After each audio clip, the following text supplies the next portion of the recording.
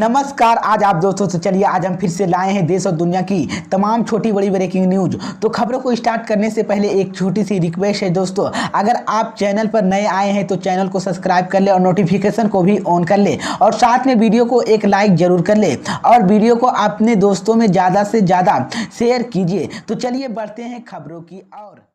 इसी बीच पर दोस्तों अगली खबर की और तो कि कर्नाटक विधानसभा चुनाव से पहले कांग्रेस का बड़ा दावा, कहा सरकार बनने पर 200 यूनिट मुफ्त बिजली देने का किया वादा। जी हां दोस्तों, आपको बता दें ये बड़ी खबर सामने निकल कर आई दोस्तों कि साल 2023 में होने वाले विधानसभा चुनाव के लिए तमाम पार्टियां ने तैयारियां शुरू कर दी है।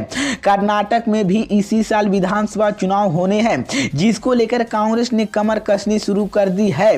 कांग्रेस ने राज्य में बस से राज्यव्यापी प्रजा ध्वनि यात्रा शुरू कर दी है, यानी कि कांग्रेस की तरफ से चुनावी बिल्कुल बज दिया है। और इतना ही नहीं, कांग्रेस ने कर्नाटक में मुफ्त बिजली का भी दावा चला दिया है। कांग्रेस की सरकार बनने पर घरों में 200 यूनिट बिजली फ्री देने का वादा किया है। इसमें पार्टी के एक बड़ी राजनीति की तौर पर देखा जा रहा है।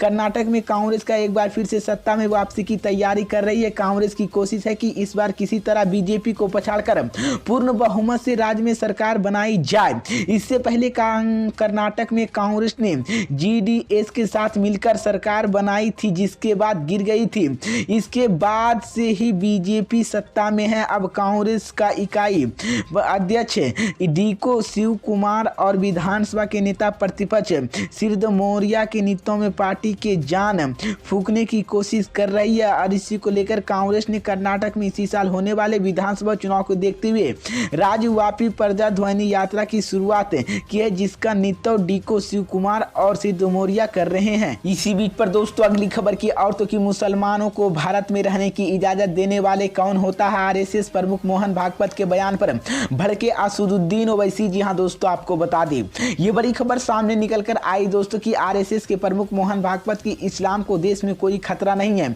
लेकिन उससे हम बड़े हैं, क्या भाव छेड़ना पड़ेगा वाले बयान पर सियासत तेज हो गई है। अब एएमआईएम के चीफ असदुद्दीन ओवैसी ने मोहन भागवत पर निशाना साधा है।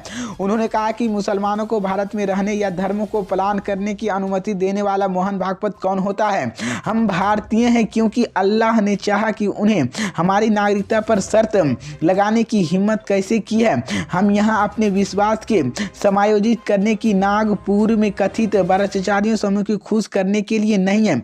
असदुद्दीन ओवैसी ने आगे कहा कि मोहन भागवत कहते हैं कि भारत में कोई बाहरी खतरा नहीं है। संघी दशकों के अतिरिक्त शत्रुओं के युद्ध की स्थिति रोना रो रहे हैं और लोक कल्याण मार्ग उनके स्वर संसेवक कहते हैं। इसी को लेकर असदुद्दीन ओवैसी ने आरएसएस के प्रमुख मोहन भागवत पर बयान पर निशाना साधा है।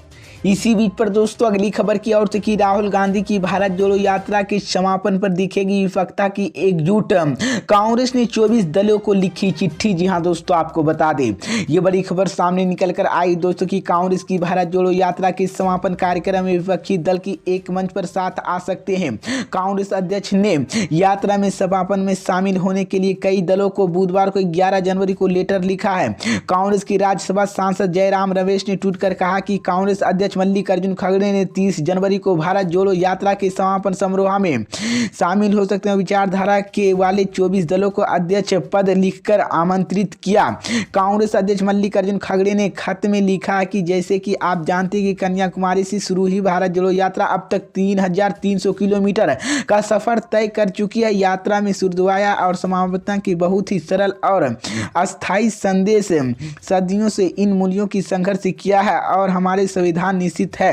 मल्लिकार्जुन खड़गे ने आगे लिखा है कि गर्मी सर्दी बारिश में यात्रा रोजाना 20 से 25 किलोमीटर पैदल चलते। उन्होंने यात्रा में संदेश में लिखा है कि लोगों तक पहुंच गया है और यात्रा की शुरुआत हमने हर समापन विचारधारा भारतीय यात्राओं आने के लिए आमंत्रित किया है। राहुल गांधी के आमंत्रण पर विभिन्न चरणों के कोई राजनीतिक दलों की सांसद भी यात्रा के साथ चल रहे हैं। अब आपको 30 जनवरी को श्रीनगर आयोजित होने में भारत जोड़ो यात्रा के समापन समारोह में व्यक्तिगत रूप में शामिल होने के लिए आमंत्रित करता हूँ। इसी बीच पर दोस्तों अगली खबर की और कि केशव प्रसाद मौर्य का अखिलेश यादव पर साधा निशाना, कहा आंखों का इलाज करवाए तब उन्हें दिखेगा निवेश। जी हां दोस्तों, आपको बता दें ये बड़ी खबर सामने निकल कर आई दोस्तों कि लखनऊ में फरवरी महीने में होने वाले ग्लोबल स्वाइटेज समिटी को लेकर तैयारियां चल रही है, जिसको लेकर डिप्टी सीएम केशव प्रसाद मौर्य ने बात की। डिप्टी सीएम ने कहा कि पूरी दुनिया में प्रधानमंत्री नरेंद्र मोदी के नेतृत्व में जैसे भारत का डंका बज रहा है और इसके चलते ही आज किसी में देश की निवेश भारत चाहता है कि यूपी में सीएम योगी आदित्यनाथ के नेतृत्व में जो नीतियों की कानून व्यवस्था है उसे चलते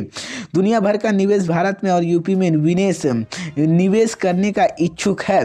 केशव प्रसाद मौर्य ने कहा कि हमारी 10 लाख करोड़ की निवेश की तैयारियां थी, लेकिन आज वह आंकड़ा पीछे छूट गया है। आज हम उससे भी आगे बढ़ रहे हैं। हो सकता है कि उत्तर प्रदेश में निवेश का रोजगार और प्रस्ताव पर हमारे प्रदेश युवाओं को रोजगार मिलेगा, जिसमें पीएम मोदी का जो देश की 5 ट्रिलियन के लिए इकोनॉमी बनाने जा रहे जो लक्ष्य है और सीएम योगी ने यूपी में $1 ट्रिलियन की इकोनॉमी बनाने के लक्ष्य रखा है, वो जल्द पूरा होगा। इसी को लेकर बहुत उत्साह है।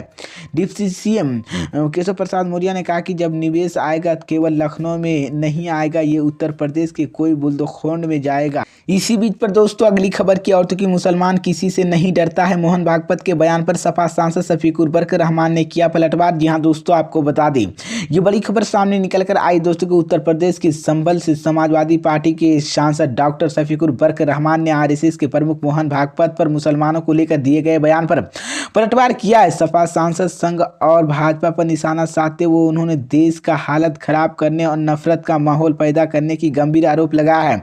उन्होंने कहा कि मुसलमान किसी से नहीं डरता है, तो वो सिर्फ अपने अल्लाह से डरता है। मुसलमान खौफ बेखौफ और वो देश की तरक्की चाहती है, देश के आगे बढ़ाते हुए देखना चाहता है। सपा सांसद शफीकुर बरकर रहमान ने मोहन भागवत पर हमला करते हुए कहा कि संघ और भाजपा वाले देश में हिंदू और मुसलमानों के बीच नफरत का माहौल पैदा करने की कोशिश कर रही है। मुसलमान नहीं चाहता है कि देश की हालत खराब हो, लेकिन इसी को लेकर सपा सरकार और संघ देश की नफरत फीजा पैदा कर रही है। जब ये देश में नफरत फैल रहे हैं तो फिर मुसलमान भी अपने के लिए कुछ सोचने पर मजबूर होगा। अब आप देश हिंदू मुस्लिम के बीच नफरत फैलाएंगे तो फिर मुसलमान भी अपने के लिए कुछ सोचने की मजबूर होगा, वो इनमें से डरेगा बिल्कुल नहीं है। सपा सांसद शफीकुर बरकर रहमान ने हमारे साथ कुछ भी करे लेकिन हम डरने वाले नहीं हैं। हमने अल्लाह ने पैदा किया और हम सिर्फ उसी से डरते हैं।